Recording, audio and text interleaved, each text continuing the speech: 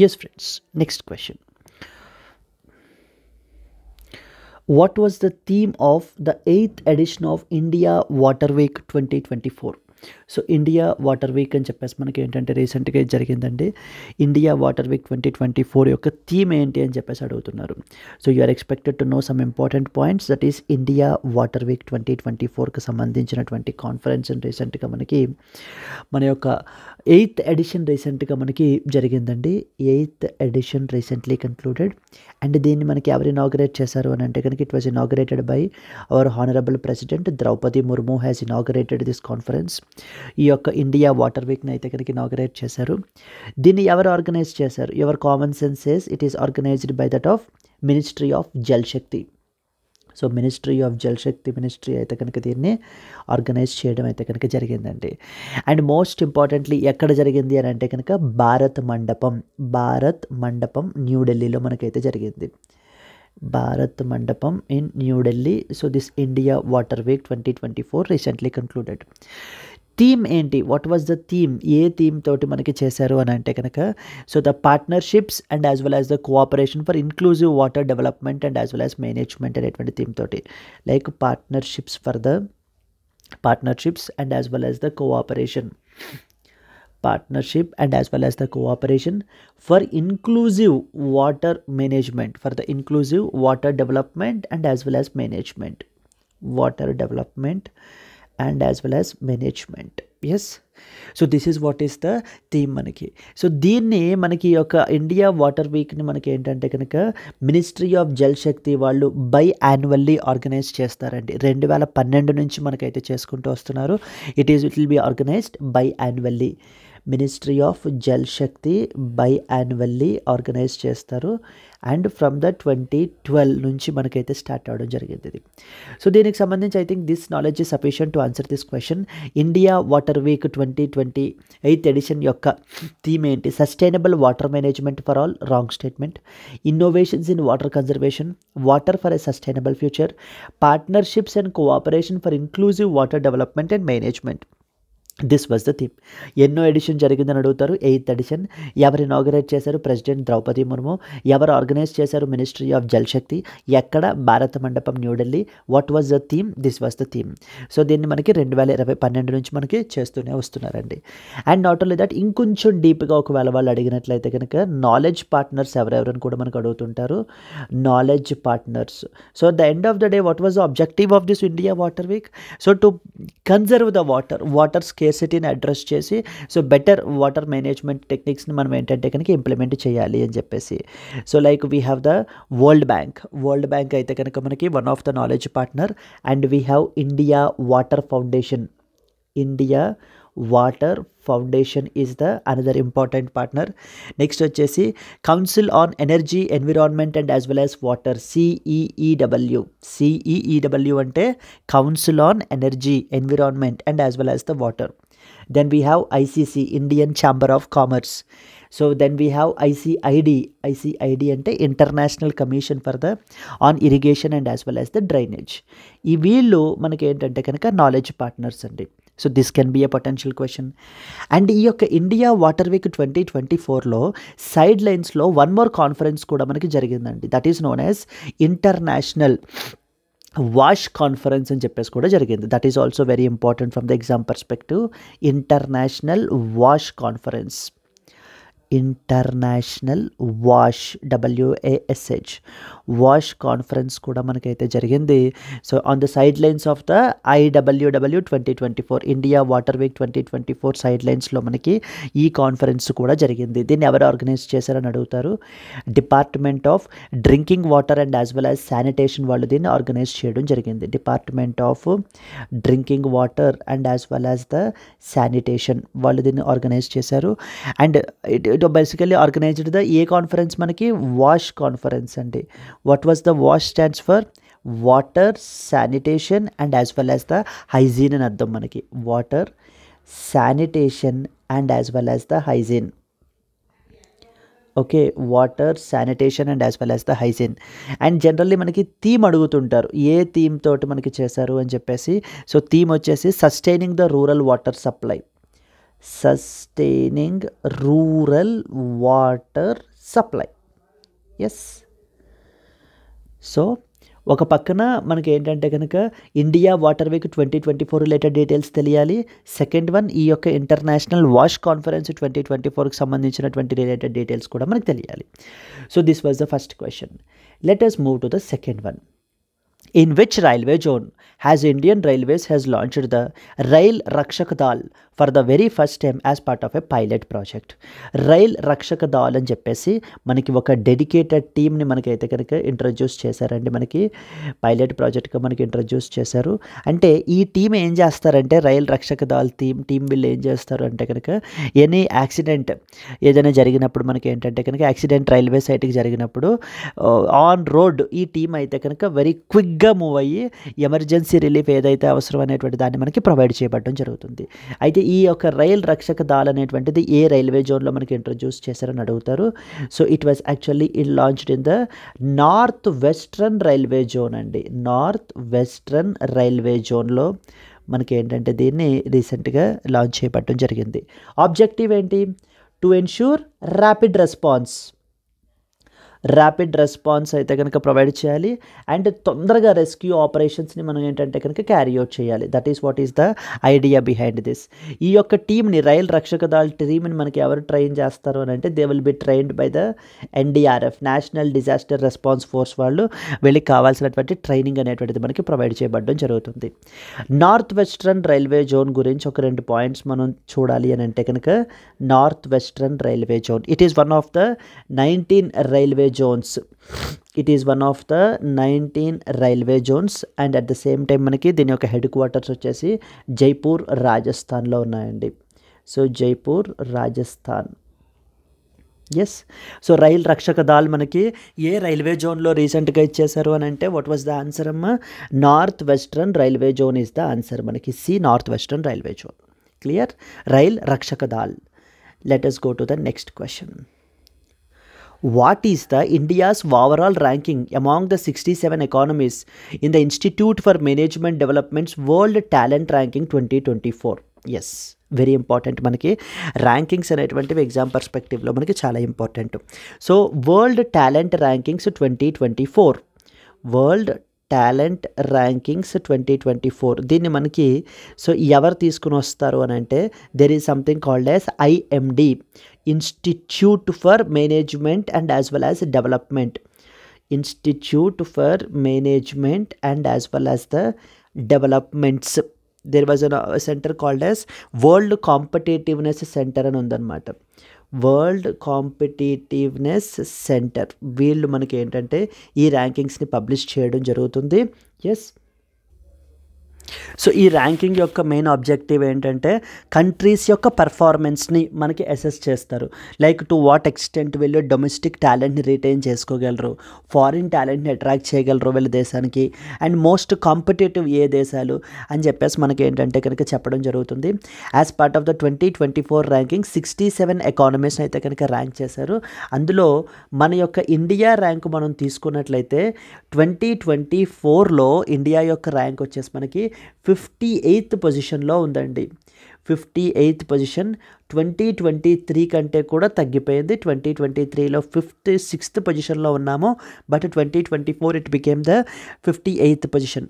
So ఈ యొక్క as per this rankings top 5 countries ఏవేంటి ఒక్కొక్కసారి అలా కూడా మనకు అడుగుతుంటారు. సో టాప్ 5 కంట్రీస్లో టాప్ 1 మనకి స్విట్జర్లాండ్ ఉందండి.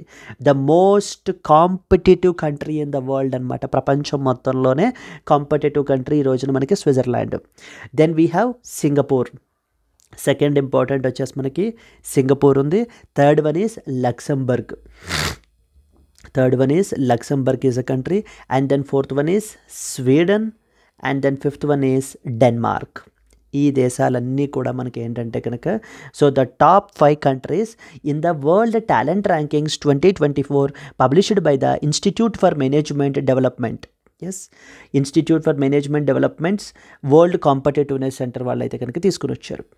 మెయిన్లీ వీళ్ళు ఏంటంటే 3 పిల్లర్స్ మీద ఫోకస్ ఉంటుందండి మెయిన్లీ మనకి. So the focus will be mainly on 3 pillars. So ఏవేంటి ఆ 3 పిల్లర్స్ అంటే like first and foremost one వచ్చేసి మనకి investment and development factor. Investment and as well as development factor ఒకటి కన్సిడర్ చేస్తారు, development factor. And the second important factor వచ్చేసి మనకి appealing factor, అంటే how attractive it is, how attractive for a foreign talent for a particular country it is. And readiness factor, so ఈ 3 ఫ్యాక్టర్స్ని మనకి ఏంటంటే కనుక ఆధారం చేసుకుని ఒక కంట్రీ యొక్క పర్ఫార్మెన్స్ని మనకి అవాల్యుయేట్ చేస్తారు వీళ్ళు. ఎస్, సో దెన్ రీసెంట్గా మనకి పబ్లిష్ అయినటువంటిది అయితే కనుక 11th ఎడిషన్ అయితే కనుక మనకి పబ్లిష్ చేశారు, 2024 11th ఎడిషన్. ఈ ఎడిషన్లో మనకి 67 ఎకానమీస్ని అయితే కనుక మనకి ఇచ్చేయడం జరిగిందండి. So finally what is the India's overall ranking among the 67 economies in the institute for management developments world talent ranking 2024 అంటే వాట్ వాజ్ ద ఆన్సర్?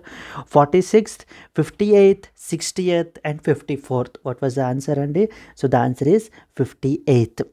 2023 అయితే 56th, 2024 రీసెంట్ ర్యాంకింగ్స్ అయితే మనకి 58th.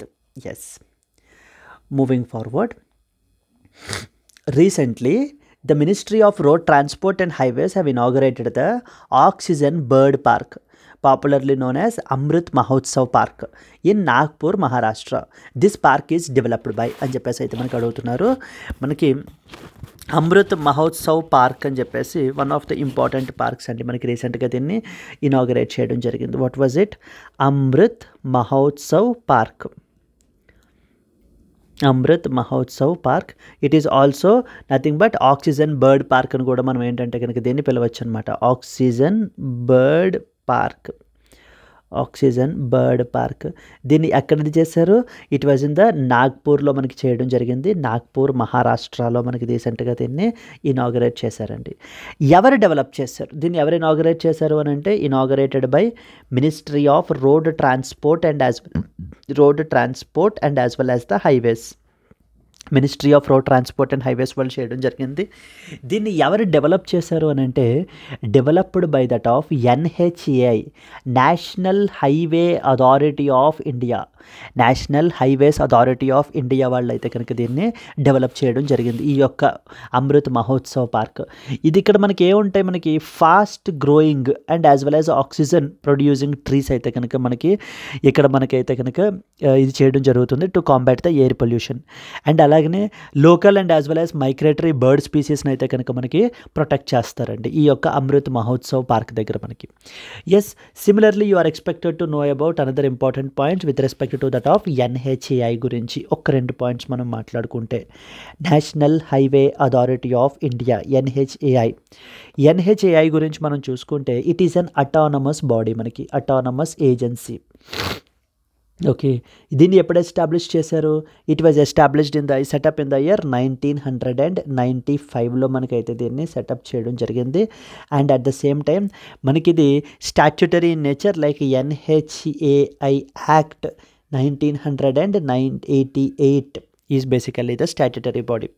అండ్ దీని యొక్క హెడ్ క్వార్టర్స్ వచ్చేసి మనకి ఢిల్లీలో ఉన్నాయండి. National highway authority of India headquarters వచ్చేసి మనకి ఢిల్లీలో అయితే కనుక ఉన్నాయి.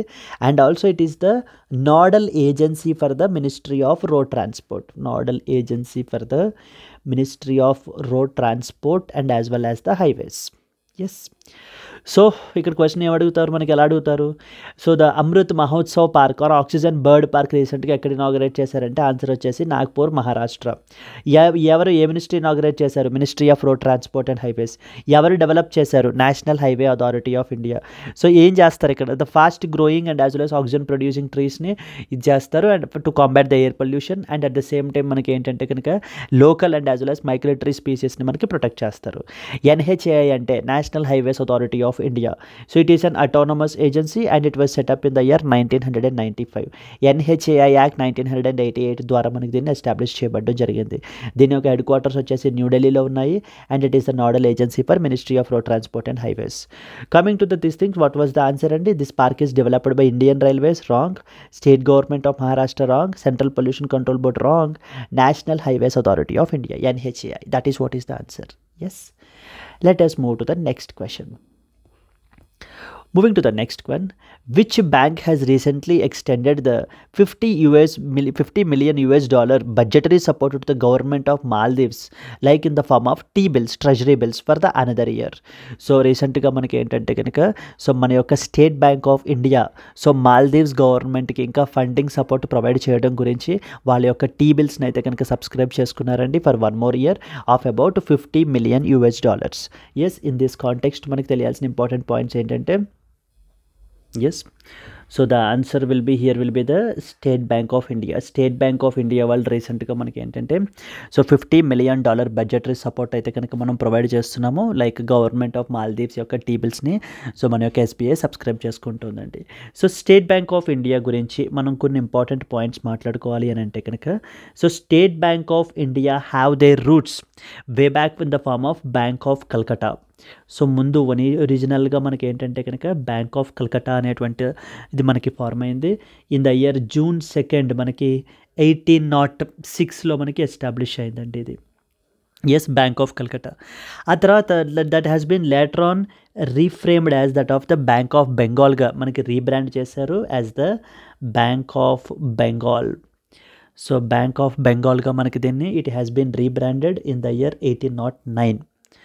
Then in the year 1921 something has happened where మనకి ఏంటంటే కనుక అప్పుడున్నటువంటి బ్యాంక్ ఆఫ్ బెంగాల్ నెక్స్ట్ వచ్చేసి bank of Bombay and bank of Madras. So bank of Bengal, bank of Bombay and as well as the bank of Madras, ఈ మూడింటిని మనకి ఏంటంటే కనుక కలిపేసి they brought something called as imperial bank of India. Imperial bank of India అని చెప్పేసి మనకి తీసుకుని వచ్చారు. ఇదంతా కూడా ఎప్పుడు జరిగింది? 1921లో జరిగింది మనకి. అండ్ ఆన్ ఫస్ట్ జూలై మనకి 1955లో మనకి దిస్ పర్టికులర్ బ్యాంక్ ఇంపీరియల్ బ్యాంక్ని మనకి నేషనలైజ్ చేసి it has been nationalised and now it has been to create something called as the today's state bank of India. State Bank of India. Imperial Bank was nationalized on 1st July 1955 in order to make it create as a State Bank of India. And అందుకనే మనం ప్రతి సంవత్సరం కూడా July 1st is celebrated by the state bank of India as the foundation డేగా మనకి ఏంటంటే కనుక so celebrate చేస్తారు. Clear? So coming to this, what was the answer?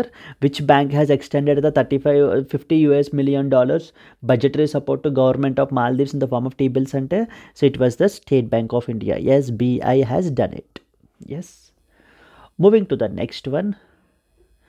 Which financial institution forecasts the dominance of fossil fuels in the India's electricity generation to end by 2030? ఏ financial institution రీసెంట్గా forecast చేసింది India's electricity జనరేషన్లో fossil fuels యొక్క dominance అనేటువంటిది తగ్గిపోతుంది by the year end of the 2030 నాటికి మనకి ఏంటంటే కనుక ఈ ఫాజిల్ ఫ్యూయల్స్ యొక్క డామినెన్స్ తగ్గిపోతుందని చెప్పి ఏ బ్యాంక్ చెప్పిందని అడుగుతున్నారు, ఏ financial institutions? It was recently said by the reserve bank of India. RBI తన యొక్క రిపోర్ట్లో రీసెంట్గా మనకి ఏంటంటే కనుక so reserve bank of India మనకి రీసెంట్గా the dominance of fossil fuels, ఈ రోజున మనం చూస్తే మన యొక్క ఎలక్ట్రిసిటీ జనరేషన్ అంతా కూడా based upon the fossil fuels. So like for example coal, thermal based మనకి ఎక్కువ మనకి. So the dominance of the fossil fuels అనేటువంటిది మనకి ఏంటంటే కనుక అంటే వీళ్ళ యొక్క డామినెన్స్ అనేటువంటిది 2030కి మనకి ఎండ్ అయిపోతుంది. అంటే అర్థం ఏంటి? అప్పటికి మనం రెన్యూవబుల్ ఎనర్జీని renewable energy will take place, renewable energy will take the place of these fossil fuels మన యొక్క ఎలక్ట్రిసిటీ జనరేషన్లో అని చెప్పేసి మనకైతే కనుక రిజర్వ్ బ్యాంక్ ఆఫ్ ఇండియా రీసెంట్గా ఒక రిపోర్ట్ అయితే కనుక పబ్లిష్ చేశారండి. రిజర్వ్ బ్యాంక్ ఆఫ్ ఇండియా గురించి కొన్ని ఇంపార్టెంట్ పాయింట్స్ మనం మాట్లాడుకోవాలంటే the reserve bank of India is considered as like a central bank of ఇండియాగా మనం ఏంటంటే ఫర్ అవర్ కంట్రీగా మనం అయితే కనుక పిలుస్తాము. సెంట్రల్ బ్యాంక్ వీళ్ళు మనకి రిజర్వ్ బ్యాంక్ ఆఫ్ ఇండియా అనేటువంటిది అసలు వీళ్ళ యొక్క ఆపరేషన్స్ ఎప్పుడు కమెన్స్ చేశారు అంటే కనుక commenced its operations on like 1st April 1935. 1st April 1935 వీళ్ళ యొక్క ఆపరేషన్స్ని మనకి కమెన్స్ చేయడం జరిగిందండి. 1st April 1935. అండ్ ఏ particular legislation? RBI act 1934. RBI act 1934. So initially మనకి ప్రైవేట్ షేర్ హోల్డర్స్గా ఉండేటువంటి బ్యాంక్ని మనకి ఇట్ వాజ్ నేషనలైజ్డ్ ఆన్ ఎప్పుడమ్మా, it was nationalised on 1st January 1949. 1949లో మనకైతే కనుక నేషనలైజ్ చేయడం జరిగింది. గవర్నర్ ఇంతకు ముందు శక్తికాంత్ దాస్ ఉండేవారు. ఇప్పుడు మనకి రీసెంట్గా మనకి న్యూ గవర్నర్కి Sanjay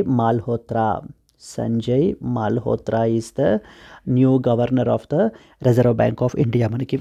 reserve bank of India మనకి చాలా యాక్టివిటీస్ పర్ఫామ్ చేస్తుందండి. వాటిల్లో వన్ ఆఫ్ ద ఫంక్షన్ వచ్చేసి మనం తీసుకుంటే మానిటరీ పాలసీ. సో మానిటరీ పాలసీని వీళ్ళు ఏంటి అని అంటే కనుక డిసైడ్ చేస్తారు. సో లైక్ అంటే benchmark interest rates like repo rate, reverse repo rate, ఇవన్నీ కూడా మనకి reserve bank of India decide చేస్తారు in the form of something called as MPC, monetary policy committee. Monetary policy కమిటీలో ఎంతమంది ఉంటారని అడుగుతారు. మానిటరీ పాలసీ కమిటీలో 6 members ఉంటారు. And like it was in the form of 3 members and as well as the 3 members from that of the Reserve Bank of India and 3 members are government appointed or government nominated. మనకి ఈ 3 members యొక్క government appointed వాళ్ళ యొక్క tenure వచ్చేసి మనకి 4 years ఉంటుందండి. So their tenure is 4 years. Similarly మనకి అలాగే మనకి మన యొక్క ఫారిన్ రిజర్వ్స్ని manage forex reserves or foreign exchange రిజర్వ్స్ని కూడా మేనేజ్ చేసేటువంటిది రిజర్వ్ బ్యాంక్ ఆఫ్ ఇండియానే. ఓపెన్ మార్కెట్ ఆపరేషన్స్ని కండక్ట్ చేస్తుంది reserve bank of India. Currency management చేస్తుంది.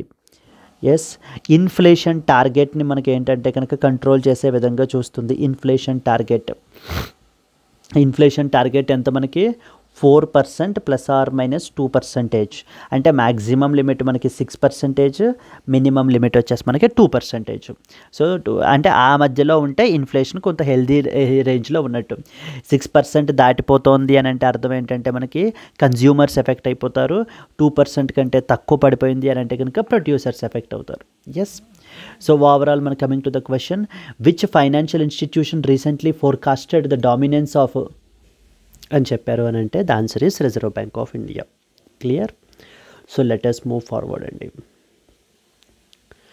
Wear is the head quarters of the joint venture BEL IAI aero systems private limited located అని చెప్పేసి మనకు అడుగుతున్నారు.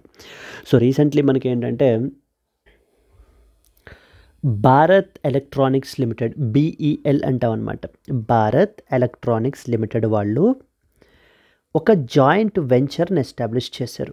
Bharat electronics limited have established a joint venture with which particular organisation మనకి Israel aerospace industries limited. Israel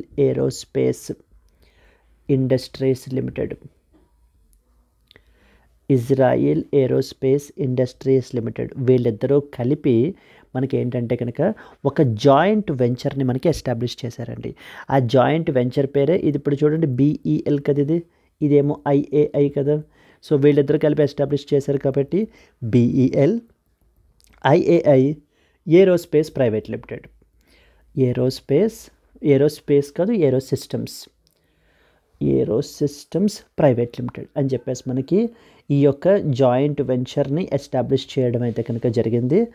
అయితే ఈ Bharat electronics limited మనం తీసుకున్నట్లయితే కనుక ఇది జాయింట్ వెంచర్ పేరు అనమాట. ఎస్టాబ్లిష్ చేసినటువంటి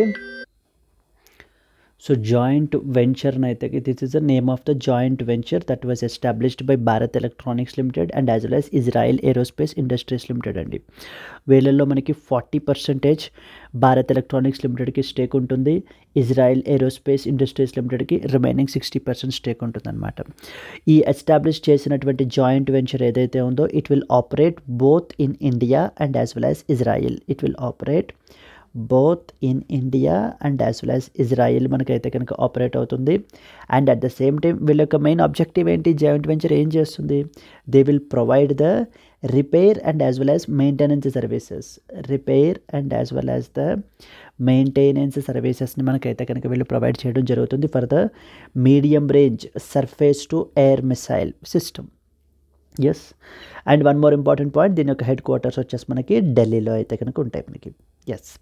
so that is BEL IAI aerospace private limited. Where is the head quarters of the joint venture BEL IAI aerospace private limited యొక్క లొకేటెడ్ అయితే కనుక Delhi, Mumbai, Bengaluru, Hyderabad. The answer is A, Delhi అండి. Clear. Moving on to the next one. In which city was the CSIRT power facility inaugurated in order to protect the India's power sector against the cyber threats? So cyber attacks, cyber threats అనేటువంటి ఈరోజు చూస్తే మనకి విపరీతంగా పెరిగిపోతున్నాయి. ఈ critical power infrastructure అంటే మన యొక్క స్పెసిఫికల్లీ పవర్ ఇన్ఫ్రాస్ట్రక్చర్ని ప్రొటెక్ట్ చేయడం గురించి, ద క్రిటికల్ పవర్ ఇన్ఫ్రాస్ట్రక్చర్ని ప్రొటెక్ట్ చేయడం గురించి రీసెంట్గా ఒక డెడికేటెడ్ ఫెసిలిటీ అయితే కనుక మనకి ఓపెన్ చేశారు. సో దాని పేరే మనకి computer security incident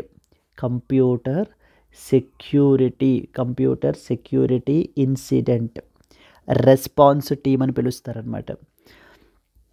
response team, computer security incident response team, CSIRT power facility. Okay, అనేటువంటి దాన్ని రీసెంట్గా మనకి ఏంటంటే కనుక న్యూఢిల్లీలో దీన్ని ఎస్టాబ్లిష్ చేయడం అయితే జరిగిందండి. ఏం చేస్తుంది? It is a dedicated team power sector మీద ఎటువంటి సైబర్ అటాక్స్ జరగకుండా సో చూసుకునేటువంటి ఒక బేసికల్లీ మనకి ఏంటంటే ఈ ఫెసిలిటీ అనమాట, CSIRT పవర్ ఫెసిలిటీ. దీన్ని మనకి రీసెంట్గా న్యూఢిల్లీలో దీన్ని ఇనాగరేట్ చేయడం జరిగింది.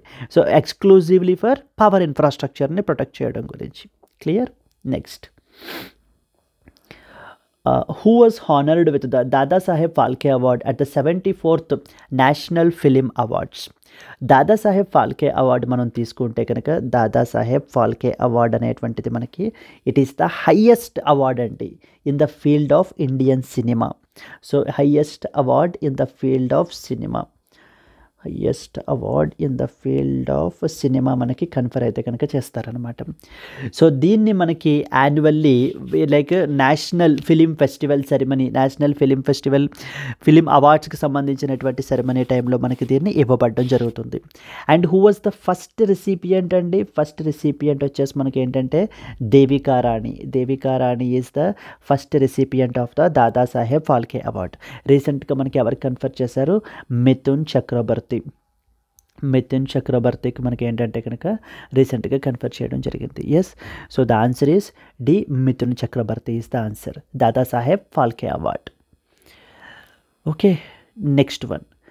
Who has recently been awarded the prestigious 2024 Sastra Ramanujan Prize? So 2024 Sastra Ramanujan praise అని చెప్పేసి మనకి ఎవరికి కన్ఫర్ చేశారంటే అలెగ్జాండర్ డన్కి మనకి కన్ఫర్ చేశారండి. Alexander done. So Alexander done is from the Georgia institute of United states of America. Georgia institute of United states of అమెరికాకి సంబంధించినటువంటి వ్యక్తి అలెగ్జాండర్ డన్. తినకి మనకి ఏంటంటే 2024 శాస్త్ర రామానుజన్ ప్రైజ్ అనేటువంటి దాన్ని కన్ఫర్ చేయడం జరిగింది.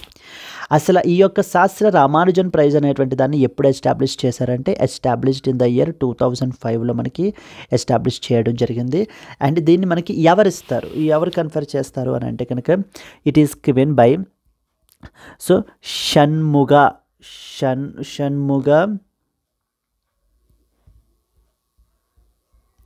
So okay, it was given by the Shanmuga Arts, Science, Technology, and as well as the Research Academy. శాస్త్ర అని అర్థం, SASTRA శాస్త్ర. సో ఈ యూనివర్సిటీ వాళ్ళు అయితే కనుక మనకి కన్ఫర్ చేస్తారు ఈ పర్టికులర్ అవార్డ్ని. మనకి ఎక్కడుంది? మనకి ఇది తమిళనాడులో ఉందండి. Shanmuga arts, science, technology and research academy university, Tamil Nadu వాళ్ళు అయితే ఈ అవార్డ్ని కన్ఫర్ చేస్తారు. ఇది మనకి 2005లో ఎస్టాబ్లిష్ చేశారు. ఎవరైతే మ్యాథమెటిక్స్లో మనకి అవుట్ స్టాండింగ్ పర్ఫార్మెన్స్ని కంట్రిబ్యూట్ చేస్తుంటారో సో అలాంటి వాళ్ళకి ఇస్తుంటారు. మనకి క్యాష్ ప్రైజ్ వచ్చేసి మనకి అరౌండ్ $10,000 అయితే కనుక ఇస్తారండి. And at the same time so to basically ఇది ఏంటంటే it is awarded annually to the mathematicians who are aged 32 or below. మనకి ఏంటంటే కనుక ఈ అవార్డ్ని కన్ఫర్ చేయబడడం జరుగుతుంది. Who was recently been awarded the prestigious 2024 Sastra Ramanujan prize అంటే Barry Mazur, Alexander Dunn, Peter Shor and as well as Terence Tao. The answer is B Alexander Dunn. Alexander డన్కి మనకి రీసెంట్గా ఈ యొక్క అవార్డుని కన్ఫర్ చేపట్టడం జరిగింది. 2024 Shastri Ramanujan prize. So Alexander Dunn was conferred with 2024 Shastri Ramanujan prize. Mithun Chakraborty మనకి Dadasaheb Phalke award. Then next వచ్చేసి సిఎస్ఐఆర్టీ పవర్ ఫెసిలిటీ వచ్చేసి మనకి న్యూఢిల్లీలో చేశారు. దెన్ నెక్స్ట్ వచ్చేసి Bharat electronics limited and Israel aerospace industries limited వాళ్ళు కలిపి BELIA ఏరోస్పేస్ ప్రైవేట్ లిమిటెడ్ అనేటువంటి జాయింట్ వెంచర్ని ఎస్టాబ్లిష్ చేశారు. అండ్ దెన్ మనకి so reserve bank of India రీసెంట్గా అయితే ఫోర్కాస్ట్ చేయడం జరిగింది ఫాజిల్ ఫ్యూయల్స్ యొక్క డామినెన్స్ 2030కి ఎండ్ అవుతుందని చెప్పేసి. స్టేట్ బ్యాంక్ ఆఫ్ ఇండియా వాళ్ళు మాల్దీవ్స్కి సంబంధించినటువంటి టీబిల్స్ని సబ్స్క్రైబ్ చేసుకున్నారు. So the oxygen bird park or Amrit Mahotsav park అని చెప్పేసి national highway authority of India వాళ్ళు డెవలప్ చేశారు. ఇండియా వరల్డ్ టాలెంట్ ర్యాంకింగ్స్ 2024లో ఇండియా యొక్క ర్యాంకింగ్ వచ్చేసి 58th పొజిషన్లో ఉంది. And world's most competitive country వచ్చేసి మనకి స్విట్జర్లాండ్ అండి. And then at the same time north western railway జోన్లో రీసెంట్గా మనకి రైల్ రక్షక దాల్ అనేటువంటి దాన్ని రీసెంట్గా తీసుకుని రావడం జరిగింది. ఇండియా వాటర్ వీక్ యొక్క థీమ్ వచ్చేసి మనకి partnerships and cooperation for inclusive water development and as well as management. Clear? Yes.